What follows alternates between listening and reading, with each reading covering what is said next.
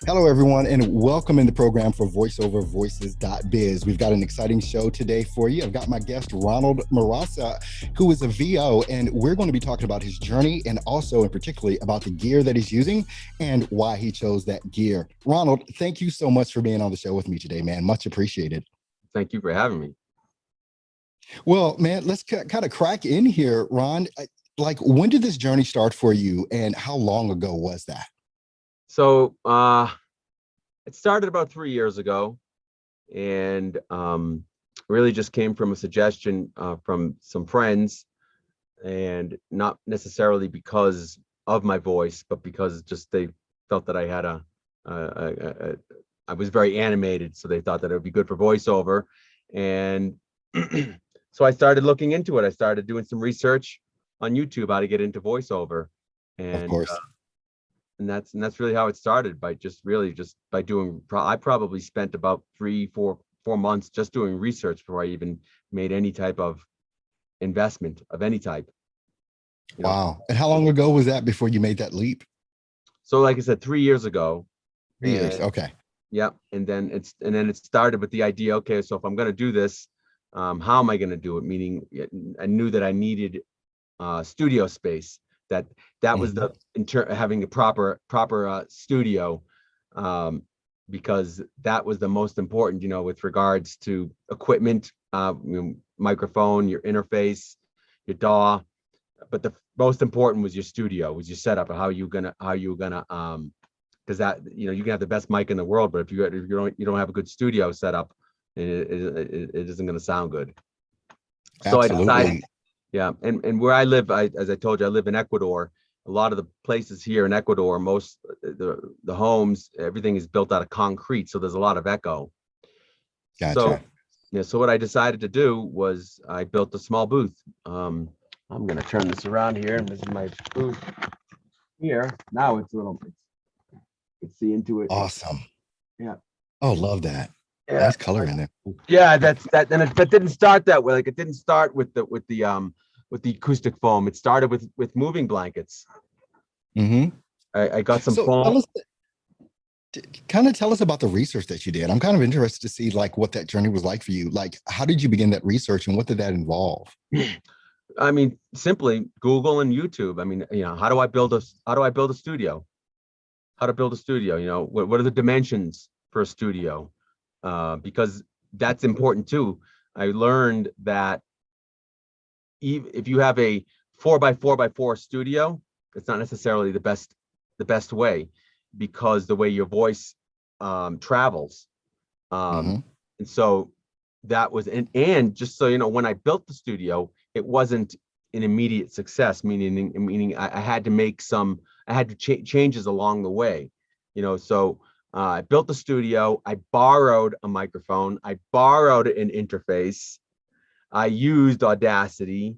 So I wasn't financially invested so much, that if it wasn't going to work out, um, I scaled as I went along.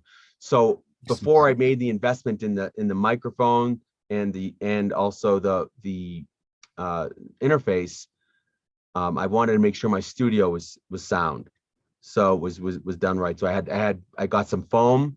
Well, I started with some wood, to build it. So it's 4x3, Hmm. and then I put foam on the inside. See how that sounded? Sounded kind of echoey, a lot of reverb. And then I found someone selling moving blankets, so I bought some moving blankets for $10. And Yeah. by the way, the foam was given to me. Uh, just on a side note, because I had a friend over, and we were drinking some single malt scotch, and so he was going to do some voiceover, but he decided not to go through with it. So he gave me the foam. He says, "Well, you let me drink your scotch, so I'll I'll give you the foam." So he gave me the foam. I bought these moving blankets, and the wood that I purchased, the total investment was about $150 to build the Oh, wow. studio. But remember, I got the foam for free. The foam would have been another $80. So that's how it Wow. started. And Well, I mean, when you look at, how far you've come now, I mean, and we're going to get into like the gear that you're using because, everybody's, we're all gearheads, in this Yes. industry. What mic are you using and how did you come about deciding to use that microphone in your studio? So based upon my voice and again, the research that I did, I decided to go with a condenser mic. And I decided to purchase the Rode NT1A. It was, Okay. yeah, so it was probably the most, for the price point, it was probably the best. I paid, gosh, I think I paid $250 for that microphone. Hmm. I'm not much, I'm pretty sure that's what it was, $250. And it came with the mount. Perfect. And, but I have to tell you, as I got into this more and I saw one of your videos, as a plug for you. So one of your videos, and let's see it here. You can see it in the background. That's the Cinco mic. Mm, So yeah, I love it. Wait a minute, because I've got, the Cinco yes, mic. yes, Yeah, love it, that's why I love it, bought it. love I bought it it. from you. You did a little promo on it, and Hmm. and I was looking for a different mic, and because of my voice, sounded a little the word tinny, tinny. I don't know if that sound. And although I have the filter on the and I still use the Rode NT1A, but I noticed with the shotgun mic, it produced a deeper sound of my Mm, voice. Yeah. So and I use them both. I use them for, depending on what it is that I'm doing. I also produce videos, so that's why you see this awesome. green screen area. I just got into videos, producing videos in the past month. Okay. All right. Awesome. So tell us about the interface that you're using and any audio processing gear as far as vocal strips or anything like that. What are you Sure. using, between the microphone and getting into your DAW? Hmm. So the interface I use is a Scarlett Focusrite, which is probably the most popular, I think, for the price. Again, I think I paid $100 for this one, one hundred and Yeah, twenty that's the dollars. 2i2. Is that the Two I two, 2i2? correct, the Yeah. two I two. For the just by doing my research, although I'd love to have the Apollo. I know you have the Apollo, Yeah. but The that Apollo thing's, Twin is a beast. It's a beast. yeah. Someday we'll see. Again, that right now the Focusrite's doing what it needs to do. Because you're converting your uh, analog to digital. It converts, so it goes from the micro your voice to the microphone into the computer, where it converts the sound into digital. And the DAW that I use is um, Adobe Audition. Adobe Audition. Yeah, I wasn't really, and there's nothing wrong with Audacity, but I just found Adobe to be a lot easier to use. Hmm. Um, just it's just personal preference. I would Yeah. tell anybody, and I've told people, because people have come to me like, "Oh, what should I use for DAW?" I said, "Well, if you don't want to pay anything, Audacity. Yeah. That's the way to go." There's also, I did purchase another DAW, which was for the whole to own it. The DAW was $80. What was it, $80? And that's what's it? The Booth Junkie does that. He does it. I forget the name of the Reaper? DAW. Reaper, right? Reaper. Yeah. Yes. Well, what's great about Reaper, I should say, is that Booth Junkie, he does a whole tutorial on how to use it. And I believe, I'm sure you'd probably agree too, one of the best ways of learning is to actually see, videos, to see how people are using things. No one wants to Mhm. read on how to use something. So Yeah. I I'm a but visual learner myself, and a lot of people are. so I'm using Adobe Audition, and the plugins that I use some Waves plugins for X Crackle for any mouth cracks. I use the Mhm. de-esser, and I use the breath. Oh, love deep breather. Yeah, Love that. but I have With to that. get a little better with that. And also, there's compression, there's EQ, and that's really it. There's not, Hmm. your EQ. There isn't a lot that you necessarily need to play around with. Yeah. What do you think has been maybe the biggest challenge in your voiceover career here? Is it, tell us about that. Is it learning your DAW? Is it, plugins? What's like the deepest thing that kind of has given you the biggest challenge? Getting clients.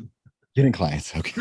I mean, the thing is, because the way I look at it is, you can get all the information pretty much for free. I mean, I paid Hmm. for some coaching. I have. I've Hmm. actually paid quite a bit for some coaching, but with regards, because it's good to have feedback. Um, but to learn how to use, whether it's, to the your DAW, uh, um, you can get all that information online. If you want to invest the time into it for free.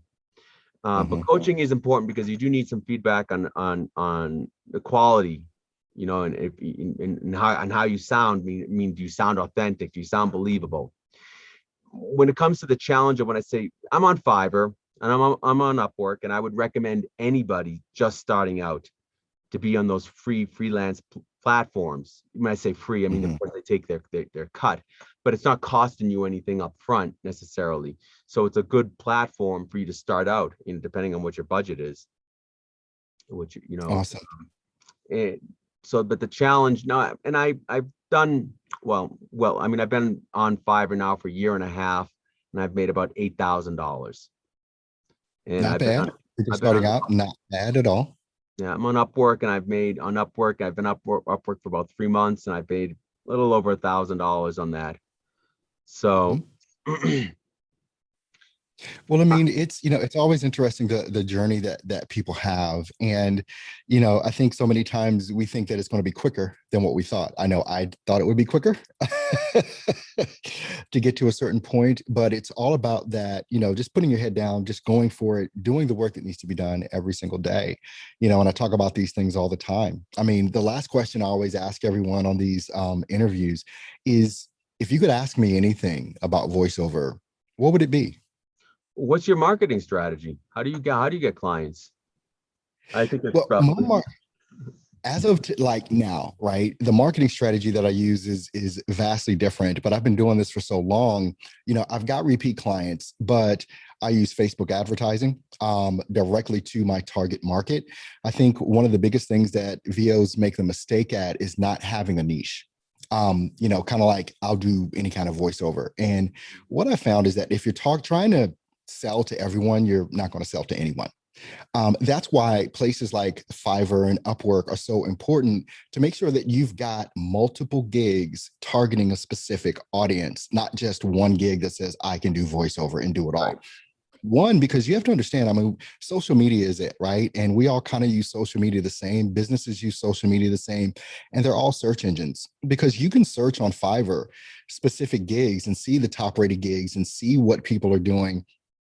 And every single gig that you can put up a gig to that specific audience. If you're doing audiobooks, don't just say I do audiobooks, say I do sci-fi.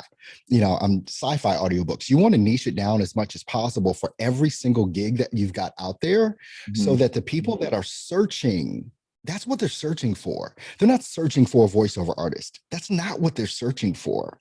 They're searching for someone that can do a a car dealership commercial. They're searching for someone that can do an intro for a YouTube podcast. They're searching for someone that can do telephony for a dentist office.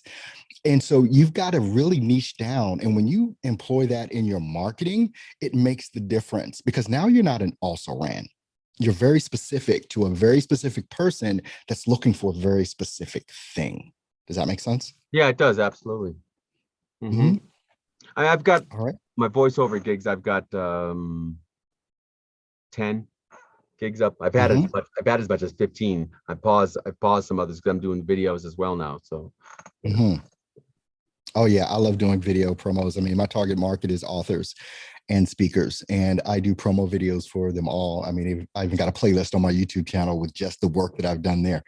But Ron, I want to thank you so much for just taking this time out to just really get in and talk to the new voiceover artist that's really going through the same things that you're going through. And that's why I really wanted to do this show, so that we could get in here and talk about what is going on right now with the brand new voiceover artist, the up and coming voiceover artist, and the struggles that they're having, so we can have an open and honest conversation about it. And so I just want to thank you for taking the time to spend with me here on a Sunday morning early. Yeah. Oh, I was up. I still teach English to Chinese students. So Wait a minute, you I was teach I was up English to earlier. Chinese I was up students. earlier than you were, Earl. Oh, You teach English to Chinese students and you live in Ecuador. Okay. The cost of living is a lot cheaper here. I'll tell you that much.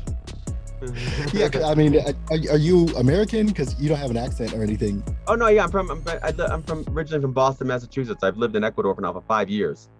Oh my gosh. Yeah, I'm kind Yeah, of detecting that northeastern accent there yeah. uh, with that. But once again, thank you so much for being here. I definitely appreciate it. And I'm sure everyone will get much out of what we've discussed today. So thanks a lot. Well, thank you. All right now.